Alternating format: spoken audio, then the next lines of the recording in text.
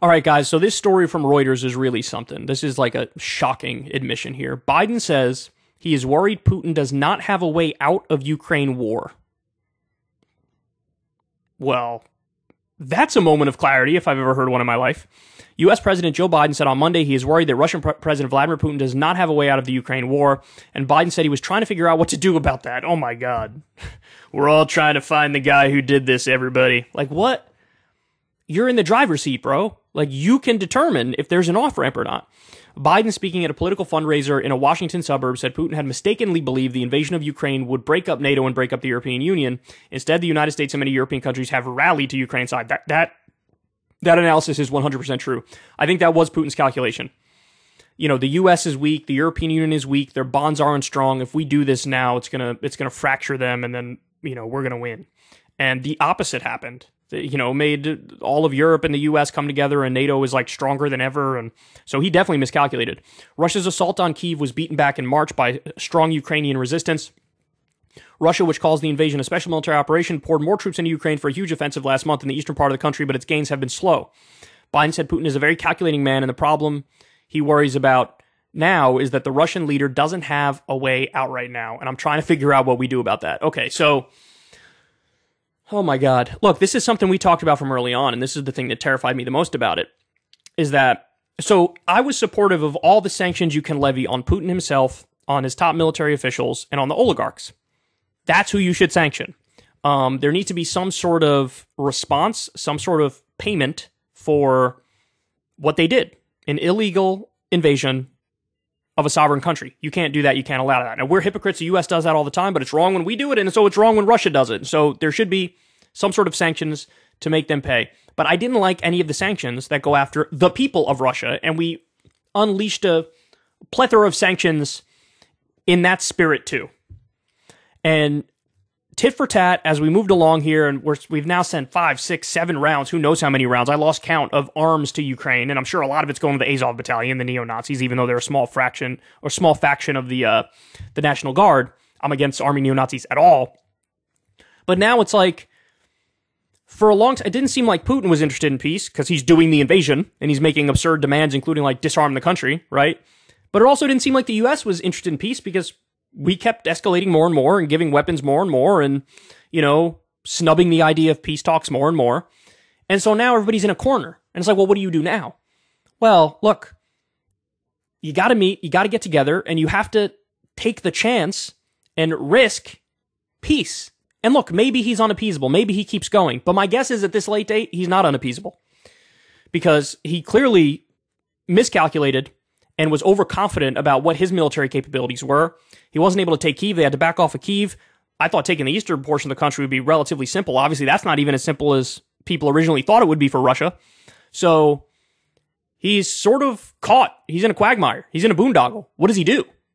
You're going to hunker down for 10 years and fight a battle and fight a war and lose men day in and day out and waste money, and your economy is contracting and all these things?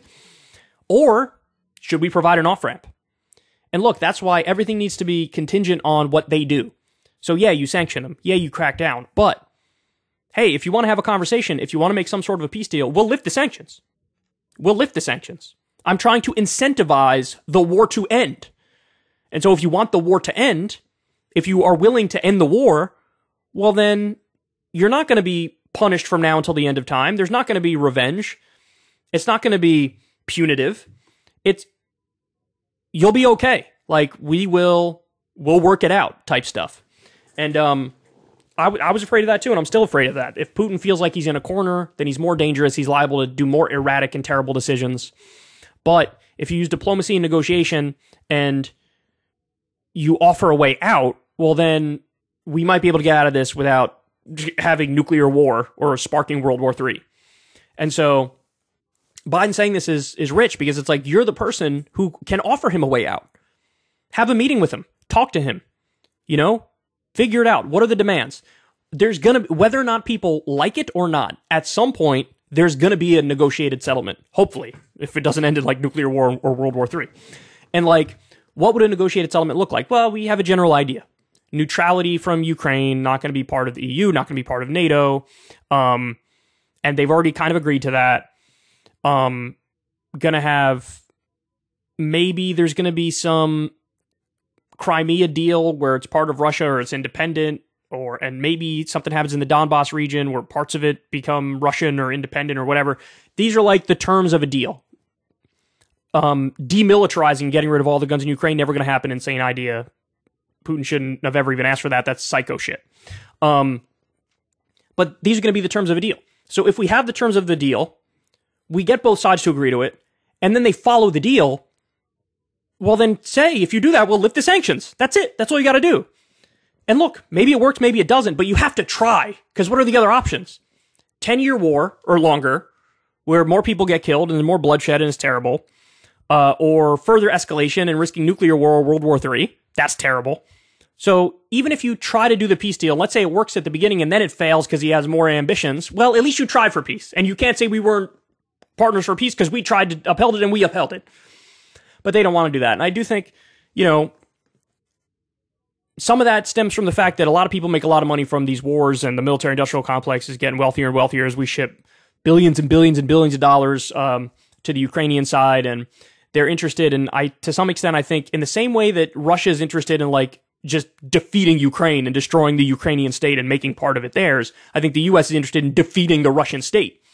And so that clouds the judgment and makes it so nobody is talking about a way out. Well, President Biden, you're in the driver's seat. You can change that, and I really hope you do. If you want to see me and Crystal Ball interview legends like Noam Chomsky, Cornel West, and more, subscribe to Crystal, Kyle, and Friends on Substack. $5 a month gets you the video version a day early. Remember, we take 0 ad dollars for this podcast. Or you can sign up on Substack for free and get the audio version a day later. Link in the video description box below.